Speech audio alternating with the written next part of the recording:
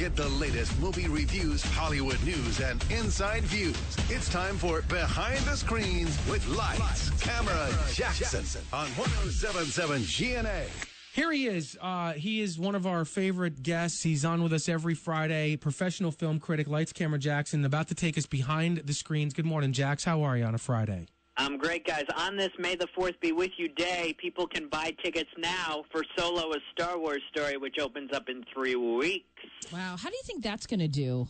I think it's going to do well because the majority of the Star Wars fandom will come out for this. I don't think it'll do as well as Last Jedi, but probably comparable to Rogue One, the other Star Wars spin-off movie. It'll probably do pretty well. All right, so let's talk about the Avengers. I had very little interest in seeing it. I know Jess is going to go check it out this weekend. You're a huge fan. Your boyfriend, Jess, and by the way, we'll get to you, Jax, in a second. It is interesting to note that the film is so good by even just the average moviegoer that your boyfriend, who's not a huge Marvel Universe, fan, binge watched all of them before he went, he's now obsessed, right? Oh my goodness, it's so bad. As Chrissy said, he binged watched all of them so he could kind of get a clue in on what the story was going to be about. And now that's all he's talking about. And went to see it before you. Went to see it before me. Now that's all he's talking about. And he's like, oh, well, you should see. Oh, I can't tell you. I'm like, stop talking about it. I don't want to know. Now, are you going with him tonight? No. Okay, good. All right, so Jackson, that's sort of my lead for this. Like, that's how a film that could do well at the box office becomes a record breaker, right? That's what happened with the Avengers. It's incredible. It made $257 million last weekend, biggest opening weekend of all time. I didn't see this coming. Not a lot of people saw this coming. We thought it might do 225, maybe a little more. But the fact that it did this, it's because Marvel hadn't hit this big of a high before, and we didn't think it could get that high. But nearly everybody who wanted to see this opening weekend came out in force. There are a lot of people who still haven't seen it who are going to go now week 2 and have been trying to avoid spoilers online, which has been one of the most difficult things in recent memory for movie fans, is to avoid spoilers online for Avengers Infinity War. I'm not going to give away any here, but some big stuff happens in this movie. So you saw the film, and I know that we attempted to talk to you last week. It was kind of a weird connection because we were broadcasting live. But when you saw the movie last week, did you realize, did you think it had this kind of potential?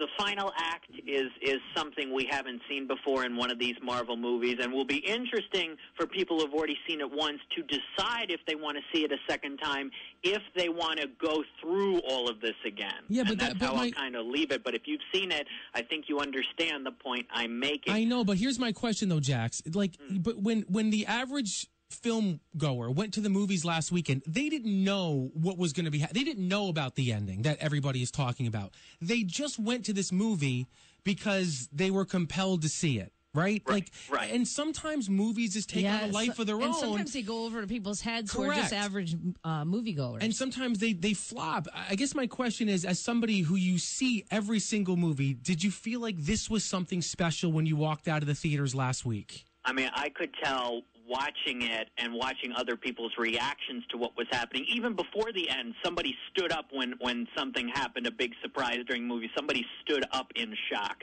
So really? When you have all these Marvel fans who've been with this series for 18 years, all of a sudden crazy stuff happens, you're shocked. You feel this phenomenon. You feel it unusual. The audience reactions were unusual compared to most other movies I see on a weekly basis, without question. And I think these lingering thoughts going into Avengers 4 for next year, people are going to be on edge for a while, without question. So how do you think it'll do this weekend, the second weekend at the box office? It'll be interesting to see how many people come out, A, a second time, B, for a first time. So I'm thinking it'll drop close to 2/3, maybe do under $100 million. It could easily do over, but something's telling me that, again, people don't want to go through this a second time.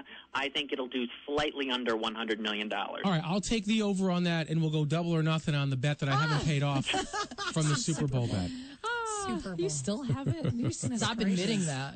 Every day I think about it. I'm like, this guy, Jackson is not going to, he shouldn't come on with us until I pay off my bet. Seriously. No, don't make one mistake. Make all of our mistakes. I owe him, because I'm a Philadelphia Eagles hater. That came back to me. But I think it's going to do over $100 million, and I just think that's because people are going to want to see it again. Or haven't seen it yet. And everybody who hasn't seen it has heard about everybody who did see it.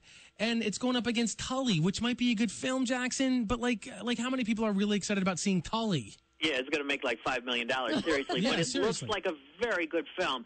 Charlize Theron, directed by Jason Reitman of Juno, Up in the Air fame, and Young Adult, written by Diablo Cody, who won an Oscar for writing Juno. This is the kind of movie that, to me, seems like it should come out around award season time. Everybody says Charlize Theron is fantastic in this film. They say the script is terrific.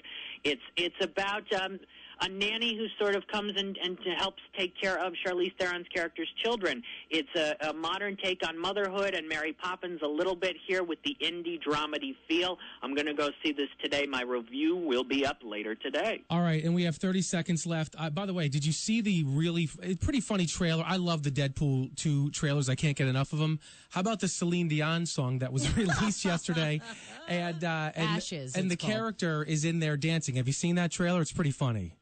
I didn't check that out yet, but I did see that Fox demanded that Ryan Reynolds cut out a joke targeted at Disney from Deadpool 2. Deadpool finally getting a taste of his own medicine because of the whole Fox-Disney merger plans, and they have to cut a joke out of the movie. I think it's great. Deadpool finally getting a taste of his own medicine, finally seeing the benefit of all the stuff that's happened to him fly back right into his face. Jackson, I got to tell you, I like the disdain. This is with all due respect. You're a fool for not loving Deadpool. Oh, no. We'll see you're how missing this sequel is, the but mark. I'm going in with an open mind, but I'm not. I don't think it's going to be that great, you guys. I really don't. You're a dead fool. This movie. Stop it. Jackson, you know that we love you and we think you do a great job. You just missed the mark on Deadpool. It is just fantastic. I can't wait for it to open. But that's my opinion, right? If people want to hear more from you, get the reviews, and go behind the screens, how can they do that, bud?